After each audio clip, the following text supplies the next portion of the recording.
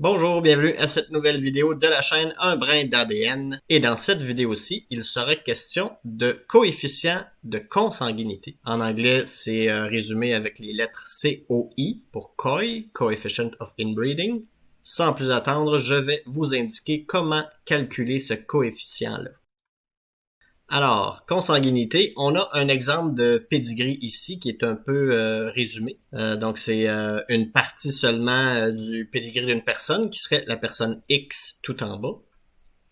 Et un petit avertissement, dans cette vidéo, je vais montrer le calcul de coefficient par Jonathan Ballou, qui a créé en 1997.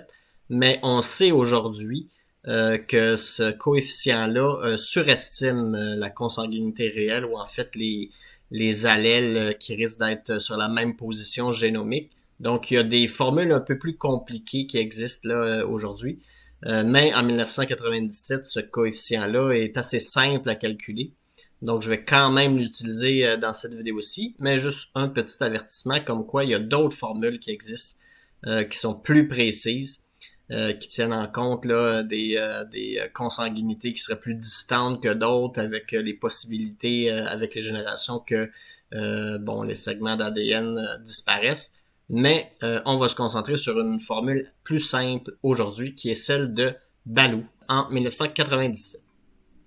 Donc, première chose à prendre en compte, notion d'ancêtre commun pour le coefficient de consanguinité. L'ancêtre commun dans ce cas-ci serait l'ancêtre commun entre les deux parents d'une personne. Donc, si la personne est X, les ancêtres communs seraient toutes les personnes qui peuvent être remontées par les deux parents. Donc, si un ancêtre ne peut être remonté que par une seule lignée, il n'y a pas de consanguinité. Il faut vraiment que ça vienne des deux parents. Donc, ça, c'est la notion de base là, pour le calcul. On verrait donc que le premier ancêtre commun de la personne X en bas serait C, donc par son parent B et son parent D, donc les deux parents, on remonte à C, ça devient donc un ancêtre commun par les deux parents. Si on continue aussi, il y aurait le E, qu'on peut remonter aussi à la fois par D vers la gauche, mais aussi par B et C, donc vers la droite. Ça ferait donc un deuxième ancêtre commun pour l'individu X. Et finalement, l'individu A tout en haut peut aussi être remonté du côté du parent B et du parent D, donc autant côté gauche que côté droit. Donc, dans cet exemple-là de pedigree de la personne X, il y aurait trois ancêtres communs qui s'additionnent pour donner de la consanguinité. Ensuite, l'ancêtre commun doit être illustré une seule fois. Donc, si on se rend compte dans le pedigree qu'on a illustré qu'il apparaît plusieurs fois, donc par exemple, on voit que C est à la fois le parent de B et le parent de D. Donc, si on faisait un vrai pedigree binaire là, avec des générations qui doublent à chaque fois, donc 2, 4, 6, 8, 16, ben, il y aurait nécessairement l'individu C qui apparaîtrait plus qu'une fois. À ce moment-là, ça fausserait la règle du calcul. Donc, si l'individu est le parent de plus qu'une personne, donc qui a du pedigree collapse, donc qui a de la consanguinité, il doit être dans le petit pedigree qu'on fait pour calculer, illustré une seule fois.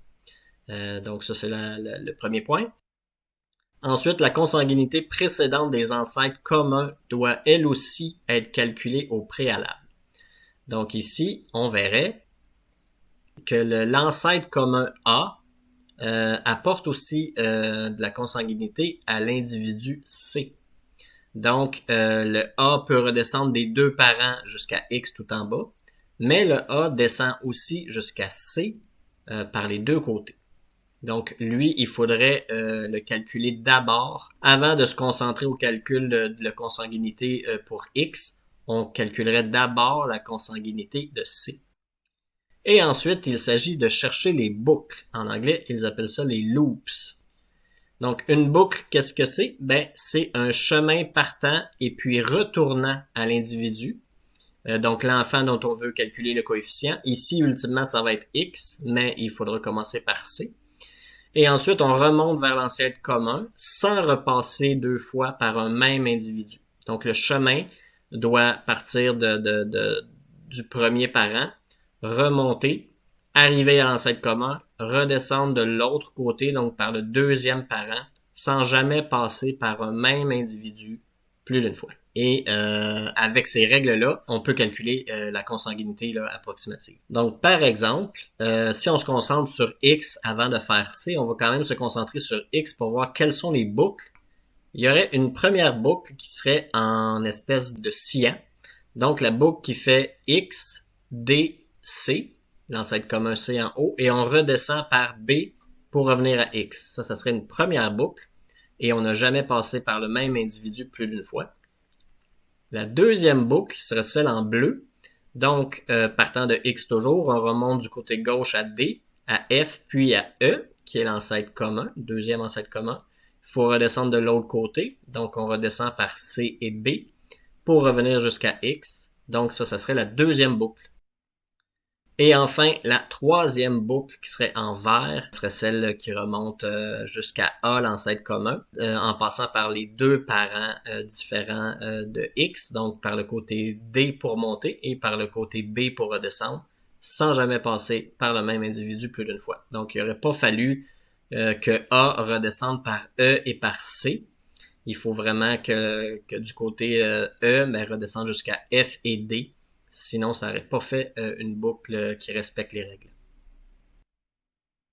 Et enfin, pour calculer C, avant de calculer le coefficient pour X, il va falloir calculer celui de C. Mais la boucle de C, c'est celle qui passe par son parent E et par l'autre parent A. On voit tout de suite qu'il y aurait probablement beaucoup de consanguinité là-dedans parce que toutes les lignes ne sont pas des lignes de couple, mais de parents-enfants. Donc, pour C, A est à la fois un parent direct et aussi un grand-parent. Donc, on voit que la relation qui est illustrée là, par la boucle CEA, la boucle en fuchsia, serait une relation mère-fils ou père-fille. Ensuite, la formule, en fait, il va falloir quelques petites variables. Donc, le I qui va être indiqué dans la formule, c'est le nombre d'individus de la boucle, mais en excluant, donc excepté l'individu cible.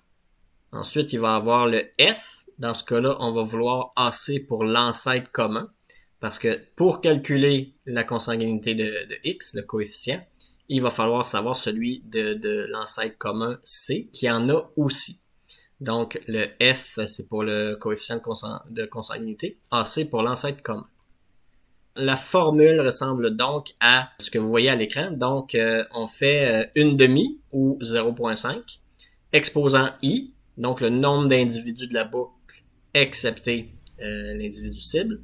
On multiplie ça par 1 plus le coefficient de l'ancêtre commun lorsqu'il y en a. Si on voit dans un pedigree ici, là, on se rend compte que A, on voit pas les parents de A, on voit pas l'autre parent de E, donc un des parents de E, c'est A, mais on ne voit pas l'autre parent.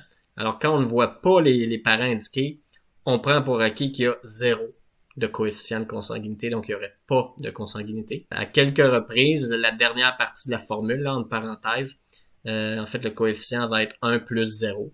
Donc, on va juste multiplier par 1. On va faire un exemple. Si on calcule C en premier, donc on ferait le coefficient de C, donc F avec petit c, est égal à 1 demi à la 2.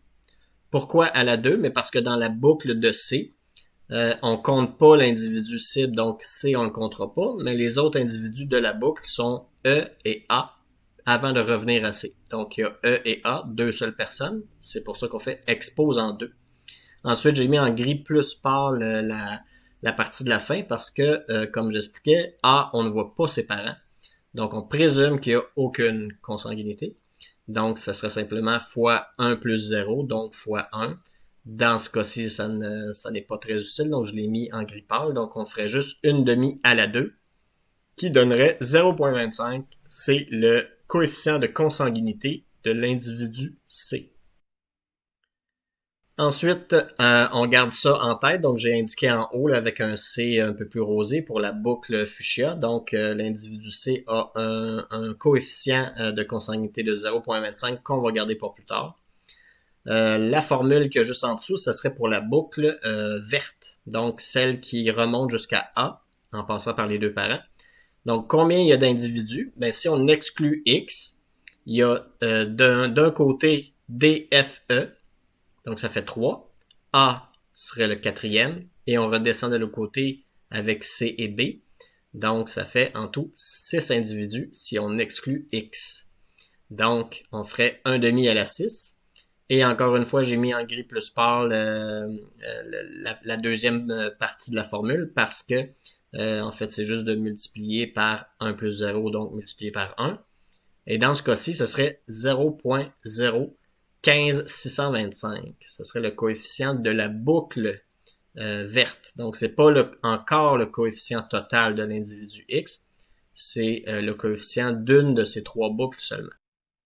Si on continue, on irait avec la boucle bleue, qui serait celle de l'ancêtre commun E. Donc, combien il y a de gens dans cette boucle-là? Ben, il y a DF, E, ça fait 3. On redescend de l'autre côté, CB, ça fait 2 de plus, donc 5. Encore une fois, il n'y a pas d'autres ancêtres communs qui ont eux autres mêmes la consanguinité. Donc, on met la partie par principe, mais elle n'ajoute rien au résultat. Ça ferait dans ce cas-ci, pour la boucle bleue, donc l'ancêtre commun E, 0.03125. Et ensuite, la dernière boucle, la plus petite en bas, la cyan, celle qui est l'ancêtre commun C. Ben, toujours le même principe, on exclut l'individu cible en bas, on compte le nombre d'individus dans la boucle qui est 3. Donc, une demi à la 3, mais cette fois-ci, il y a un ancêtre commun qui lui aussi avait de la consanguinité. C'est là qu'on va reprendre le 0.25 d'en haut. Donc, l'ancêtre commun C, lui-même aussi dans le même pédigree de la consanguinité. On ajoute ça donc à multiplier par parenthèse 1 plus ce coefficient-là, qui est 0.25. Et là, à ce moment-là, ben, avec la formule complète et l'ajout du coefficient de consanguinité de l'ancêtre commun C, là, on arriverait à 0.15625. Avec ces trois boucles-là, et en ayant au préalable calculé le coefficient de l'ancêtre commun C, là, on arriverait au réel coefficient complet de consanguinité de l'individu X. On additionne les trois formules. Donc, celle d'en haut, là, le 0.25, c'était pas vraiment une formule en soi. C'était juste pour récupérer dans la troisième boucle. Donc, on additionne les trois boucles et on arriverait au coefficient de consanguinité totale de X de 0.203125. Ça serait son coefficient de consanguinité. Donc, il serait à peu près consanguin à 20% ou un peu plus. Donc, les exemples ci-contre, en fait, juste pour illustrer un peu plus verbalement les relations. Donc, B et D, dans ce cas-ci, seraient des demi-frères et sœurs par le parent C. Évidemment, on voit pas l'autre parent. Donc, dans ce pedigree-là, on assumerait qu'il n'y aurait pas de consanguinité de ce côté-là. Et étant donné que ça ne semble pas être le même deuxième parent pour D et B, ben ce qu'on en déduit, c'est qu'ils seraient demi-frères et sœurs. S'ils étaient frères et sœurs complets, si on veut, ben il y aurait le deuxième parent qui serait aussi indiqué ici. Mais étant donné qu'il y avait probablement pas de consanguinité à ce niveau-là, on voit juste un des deux parents pour D et B. Donc on assume qu'ils seraient demi-frères et sœurs dans cette relation-là. Ils seraient également, les mêmes deux individus, donc D et B, seraient également cousins au premier degré par l'ancêtre commun E. Le grand-parent, en fait, serait justement l'individu E. Et ça descend de 2 niveaux jusqu'à B en passant par F. Et ça descend aussi de 2 niveaux jusqu'à B en passant par C. Donc, ils ont le grand-parent commun E. Ils seraient donc aussi cousins. Ou demi-cousins, en tout cas, avec ce qu'on voit là. Ensuite, A et E, comme j'expliquais un peu plus tôt, seraient soit père-fille ou mère-fils. Les lignes n'indiquent jamais une relation de couple, mais une relation de parentalité. Donc, on voit que le A est à la fois un parent direct de C, mais aussi un grand-parent via l'autre parent en passant par E. Donc, en fait, E est un enfant de A. Et dans cette relation-là, ben, C serait la progéniture entre un père-fille ou mère-fils. Ensuite, quelques exemples de coefficients de consanguinité. C'est bien beau d'avoir calculé ça, mais qu'est-ce que ça signifie? Est-ce qu'un coefficient est dangereux ou pas? Qu'est-ce que ça veut dire 20%, 5%? En fait, dans une population standard, chez les humains en tout cas, dans une population qui n'aurait pas de consanguinité. Les malformations congénitales des enfants à la naissance se situent entre 2 à 3% des cas. Ça, c'est pour une population qui n'aurait pas de consanguinité notée. Ensuite, cousins au premier degré auraient une consanguinité de 0,0625, donc un peu plus de 6%. Ce qui est recommandé, c'est d'avoir un coefficient idéalement en bas de 5. Donc, à partir de 5%, donc 0,05, il peut commencer à y avoir des effets qui peuvent arriver à la naissance. Donc, si dans une population standard, les malformations congénitales sont de 2 à 3%, j'ai mis 2 petits astérix en haut, là, selon une étude de 2011, pour des cousins de premier degré, on doublerait ça. Donc, au lieu d'une population standard qui se situe de toute façon à 2-3% des cas, pour des cousins au premier degré, ça serait donc de 4 à 6% de risque. Ensuite, si on va vers une relation demi-frère et sœur, comme on avait via les ancêtres DB et l'ancêtre commun C, ben là, c'est 12,5%, donc 0,125, c'est le coefficient pour demi-frère-sœur. Un coefficient de 25%, donc 0,25, c'est parent-enfant. Et j'ai aussi ajouté que les chiens, il y a certaines races de chiens qui ont beaucoup de consanguinité, donc les schnauzers et les beagles notamment. Selon une étude de 2016 que j'ai notée en bas, ben les schnauzers et les beagles dans leur race ont un degré de consanguinité là, en moyenne de 25%. Ensuite, Charles II d'Espagne, lui, avait un peu plus qu'une relation parent-enfant avec toute la somme dans son pedigree de tous les ancêtres communs qui avaient eux aussi de la consanguinité. Là, si on additionne tout ça, ça arrivait à un peu plus de 25%, donc 0,254. Et un autre exemple de race de chien là, qui en a beaucoup, là, les boules terriers sont à 50% de coefficient de consanguinité, donc 0,5.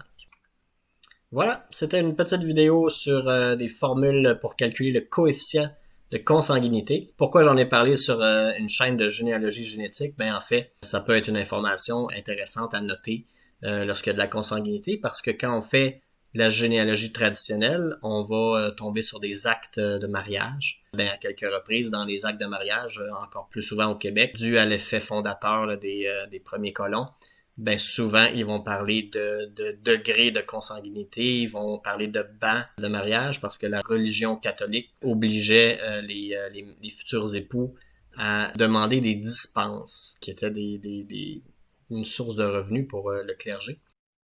Donc j'espère que vous avez apprécié cette vidéo. Merci beaucoup pour votre écoute et à la prochaine!